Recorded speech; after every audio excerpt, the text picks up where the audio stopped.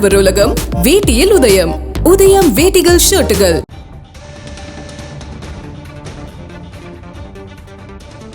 பெண் எஸ்பிக்கு பாலியல் தொல்லை அளித்தது தொடர்பான வழக்கில் உச்சநீதிமன்றம் உத்தரவிட்டிருக்கிறது.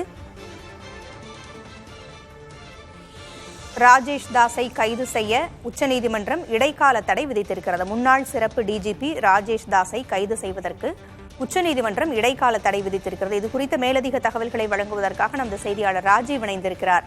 ராஜீவ், உச்சநீதிமன்ற உத்தரவின் விவரங்கள் என்ன?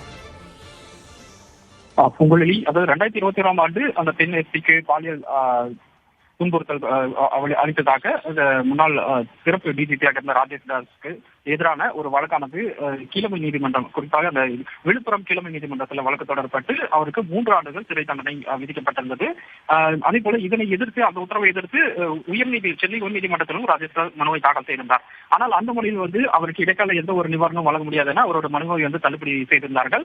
அந்த உத்தரவை எதிர்த்தும் அதே போல இந்த விவகாரத்தில் தனக்கு ஜாமீன் வழங்க வேண்டும் எனவும் ராஜேஷ் தாஸ் உச்சநீதிமன்றத்தில் ஒரு மேல்முறையீட்டு மனுவை தாக்கல் செய்திருந்தால் அந்த மனுவானது வழக்கானது தற்போது விசாரணையில் இருக்கக்கூடிய நிலையில இன்றைய தினம் மீண்டும் இந்த வழக்கு விசாரணை உச்சநீதிமன்றத்தில் பீலா திருவேதி தலைமையிலான அமர்வில் விசாரணைக்கு வந்தது. அப்பொழுது இந்த வழக்கை விசாரித்த நீதிபதிகள் இந்த வழக்கு தொடர்பாக தமிழக காவல்துறை பதிலளிக்க வேண்டும் என நோட்டீஸ் பிறப்பித்தும், அதே போல இந்த வழக்கினுடைய அடுத்த கட்ட அந்த விசாரணை ஜூலை மாதத்துக்கு ஒத்திவைப்பதாக தெரிவித்த நீதிபதிகள் அதுவரை ராஜேஷ் தாஸை கைது செய்யக்கூடாது, அதுவரை அவருக்கு அந்த தடையானது விதிக்கிறோம் என்ற ஒரு உத்தரவை பிறப்பித்திருக்கின்றார்கள். மீண்டும் ஜூலை மாதத்தில் இந்த வழக்கானது மீண்டும் விசாரணைக்கு வரக்கூடிய நிலையில் இடைப்பட்ட நாட்களில் ராஜேஷ் தாஸை கைது செய்வதற்கான அந்த தடையானது தற்போது அதிகாரப்பூர்வமாக உச்சநீதிமன்றம் தனது தீர்ப்பில் வழங்கியிருக்கின்றது.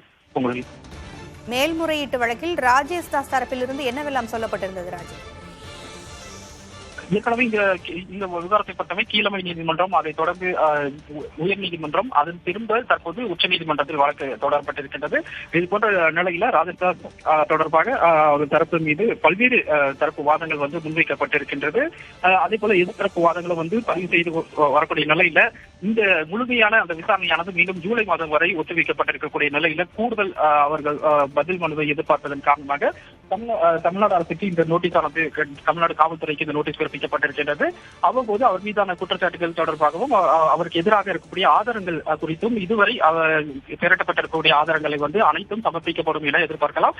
அதன் அடிப்படையில் அடுத்த கட்ட விசாரணையானது மேற்கொள்ளப்படும். ஜூலை மாதம் நடைபெற இருக்கின்ற விசாரணையில் உச்சநீதிமன்றம் என்ன உத்தரவை பிறப்பிக்கும் என்று காத்திருக்கலாம். தகவல்களை வழங்கியமைக்கு நன்றி ராஜீவ்.